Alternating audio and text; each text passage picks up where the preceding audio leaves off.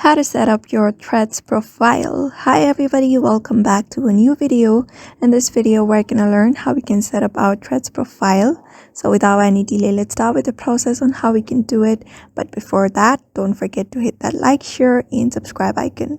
So in order to set up your Threads profile, launch your Threads application on your device. After that, simply log in into your account. And in order to set up your profile, you just need to head over to your profile at the bottom right. After heading over to your profile at the bottom right, you can easily find the edit profile option. Here you may select your profile picture, or you may directly import it from Instagram. You may write a bio, add a link. You may show your Instagram badge option. You may just enable this option, and you may also create a private profile if you want. If you don't want a private profile, you may just disable this option. So these are the process you need to follow in order to set up your profile.